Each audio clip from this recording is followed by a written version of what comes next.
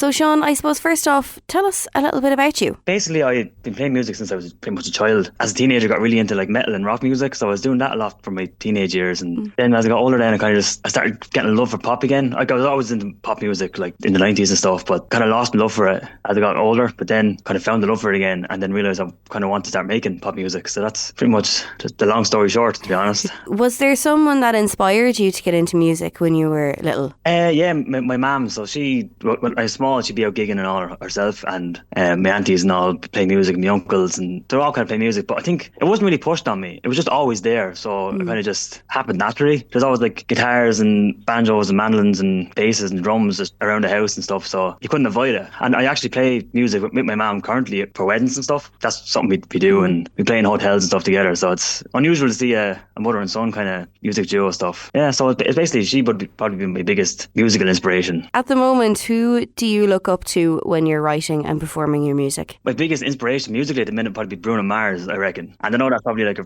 fairly common answer because he's massive, but I just love that the whole show he does, like in terms of live stuff, and it's such a massive gig and all the brass section he has with him and stuff, and I just love that kind of sound. I kind of go for that kind of stuff, and I suppose Dua Lipa as well, like that kind of disco kind of revival-y kind of sound I'm really big into. So I suppose I kind of look at that kind of stuff. Lyrically, I don't really know, to be honest. I'm still big into rock and metal stuff, so a lot of phrasing and kind of melodies that I end up coming up with are fairly rock oriented, even though I do pop stuff. And I think my own live show as well kind of ends up being fairly rocky, even though I don't mean it to be. All the lads that have with me playing in the band are all big rock and metal fans too, so kind of it's about as rocky as pop can get. And live stuff, recordings are pretty much poppy, but when it gets live, it's edge it up a little bit. And tell us a little bit more about the lads in your band. When did you get together? It was myself and the drummer Darren first. He was kind of coming to all the gigs with me anyway when I was doing them on my own, because I first started doing like loop pedal stuff. I started hating doing that, and then he plays drums. I was like, what's the point of you coming along to everything and not playing drums? It doesn't make any sense. So you might as well come along to the gigs and play at them. Yeah, so that's where that started first. And then we kind of realised then really missing bass. So my brother Owen, he actually plays bass. He's 11 years younger than me, so he's the youngest person in the band by far, and he's probably the least experienced. I think he's played 2 gigs, and his second gig was 5,000 people at Picture This. So it's like,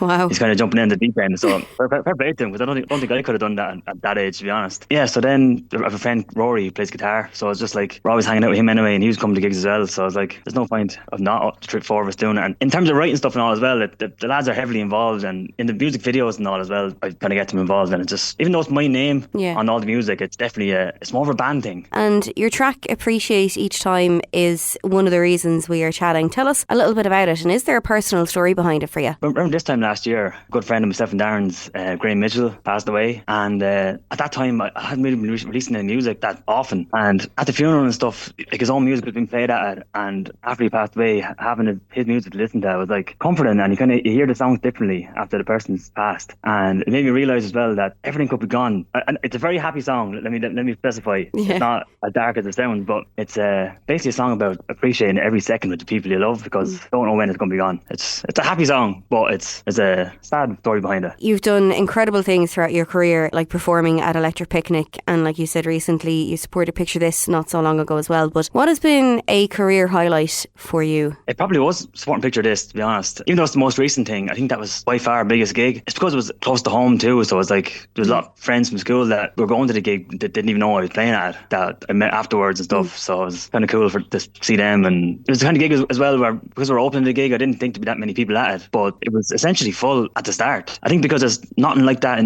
in Waterford very often. There's the odd festival and stuff, but there's no big gigs or outdoor gigs like that. So because there was actually something on in the summer, and it was great weather that day as well, so the second doors were open, the place was full. I actually was genuinely surprised. By the end of our set, the place was, I wouldn't say there was even a queue outside. I reckon it was essentially full at that stage, so that was really, really cool. Especially when you're not expecting it. I was kind of expecting it to be kind of the front row and kind of scattered, but actually having a full crowd at that time of the day and was really, really cool. And you've supported, I suppose, the likes of Gavin James as well. Like, how did that come about? The Gavin James was more of a case of, I kind of played with him at kind of random gigs in Dublin, like kind of open mic nights, so I kind of met him through mutual friends who were good friends of his. And then other support slots, Wild Youth was probably one of my favourite ones down in Wexford Spiegel tent. Just another kind of full gig.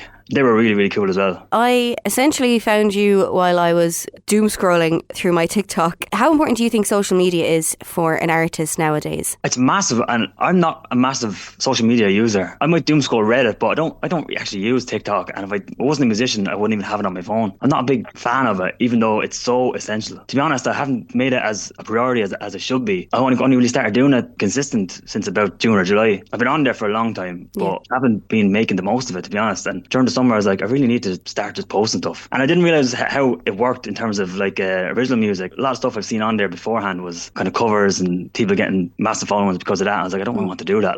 But then I think it was actually on Reddit where I saw someone saying that they just post their music every day, and I didn't realise how much of a new audience sees each video. Only about 10% of followers actually see every video put up. 90% is new people. And it's like, there's no point in not posting stuff when it's constant new people. Even though some videos might complete failures and get like 200 views, you never know when one's going to be big and actually do well. The fact that you found me on it is, at least I know that's it's working in some shape or form anyway. Have you got anything exciting coming up over the next couple of months that you can tell us about? As well as TikTok being consistent, I wanted to be consistent on Spotify too and just upload way more music, because I was recording stuff all the time and it's such a massive bank of stuff on the Mac, and it's like, why am I not releasing this when it's there ready to be released? There's no excuse for it. So now I set myself deadlines now, and I literally have deadlines in the calendar of when I need the song uploaded, when this video needs to be done, all this kind of stuff. It actually has worked. When you see it written down in front of you, it's like, oh, I suppose I may get myself in gear and get that done. Basically, there's 8 more songs to come this year after that, and they're all real eclectic. Probably a bad thing for algorithms, to be honest, because someone could like a song and then the next song is not even remotely like the song previously, which is probably not ideal. Grand for like an album, but like in terms of